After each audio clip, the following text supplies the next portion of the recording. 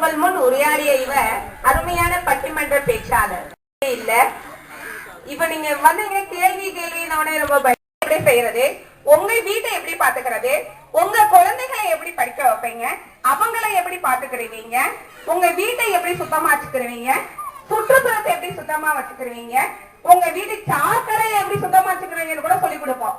அது மட்டும் கிடையாது சார், இன்னும் பள்ளி மாணவர் நிகழ்ச்சி பேசவே தெரியாத பிள்ளை கூட அழகா பேசுவோம் எங்க வானொலியில. நீ சொல்லலாம் சத்தா பொம்பளைங்களுக்கு நிறைய ப்ரோக்ராம் நடத்துறீங்கன்னு சொல்றீங்க. ஆனா இங்க எல்லாம் நிறைய சின்ன பசங்களா இருக்காங்களே, சின்ன பொண்ணுங்களுக்கு அவங்களுக்கு நிகழ்ச்சி இல்லாமலையா என்ன பண்றீங்க?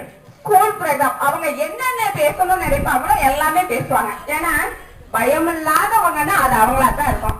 நான் கூட மனசுல இருக்கத உடனே சொல்லிடுவாங்க. கண்டிப்பா அதை இப்ப கேட்டு பாருங்க வேணா கூட. அம்மா மனசுல இருக்க என்ன நினைச்சிருக்காங்கன்னு எப்படி நீங்க இப்ப கேட்டு பாப்போம் வேணா வரீங்களாப்பா? நம்ம யாராவது ஒருத்தர் வந்து பேசுறீங்க, நான் நீங்க ரொம்ப சமத்துன்னு சொல்லியிருக்கேன். நான் சொன்னா நம்பவே மாட்டாரு. சொன்னாமல வந்துருவாங்களாக்கா? நான் கூப்பிட்டு வந்துருவா குட்டி பையன் கண்டிப்பா யாராவது ஒரு பையன் வந்தா போதும். எங்க பாக்கலாம் அவங்க வந்துடுறாங்களான்னு பாக்கலாம். வரமாட்டாங்க நான் சொல்றேன். அப்பா கடைக்கு வந்த வாழ்க்கடா பிளீஸ்டா.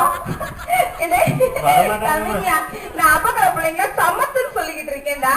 நான் யாரு தெரியல, புதுப்பட்டி தான் தெரியல உங்களுக்கு. உங்க அக்கா வாங்க சமத்து இல்ல எங்க பாப்பா நான் அன்னைக்கு சொல்றேன் 1 2 3 4 அன்னைக்கு சொல்றேன். அதுக்குள்ள வர்றாங்களான்னு பாக்கலாமே. இப்ப பசங்க நீங்க வந்தீங்கன்னா அருமை. உங்க அப்பா என்ன பண்றாங்க? கடை வச்சிருக்காரு. என்ன கடை வச்சிருக்காங்க? அதுல என்னெல்லாம் இருக்கும்? காய்கறி, முட்டாய், குக்குரே, அப்புறம் அவ்வளவுதானே? கலர்.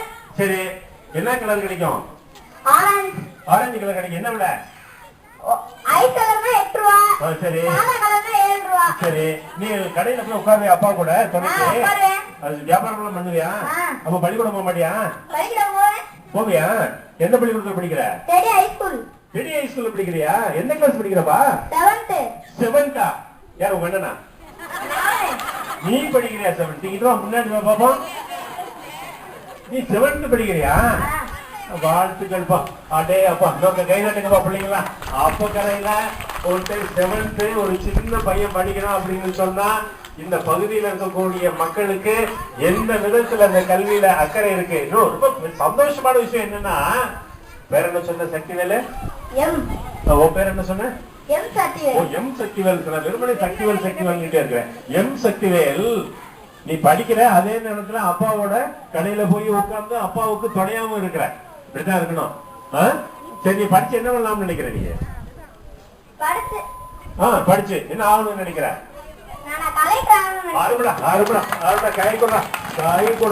ஏன் கலெக்டர் ஆகணும்னு நினைக்கிற? சொல்லு பாப்பா. என்ன பண்ணுவ?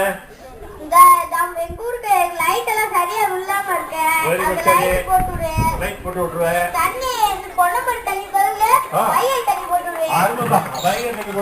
அந்த தண்ணி எதுக்குப்பா? தண்ணி எதுக்கு?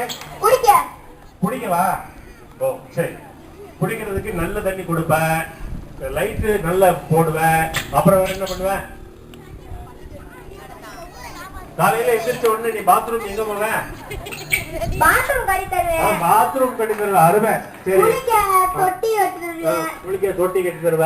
சரி, அப்புறம் வீடு கட்டி தருவ. எல்லாம் பெரிய வீடா கட்டி தருவியா? சரிப்பா. எண்ணுவதெல்லாம் உயர்வாக எண்ண வேண்டும். நல்லது. அருமை.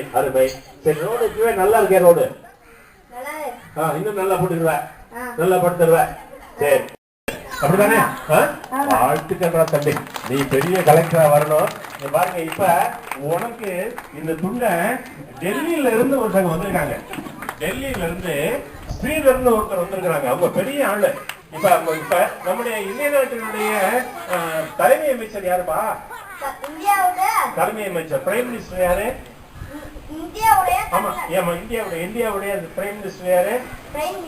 ஆமா, பிரைம் மினிஸ்டர் யாரு? பிரதமர் யாரு? மன்மோகன் சிங் கூடவே இருக்கிறவர். மன்மோகன் சிங்குக்கு அட்வைஸ் பண்றவரு, ஆலோசனை சொல்லக்கூடியவரு இந்த டாக்டர் ஸ்ரீதர் அப்படின்னு ஒருத்தர். அவரு யாருக்கு?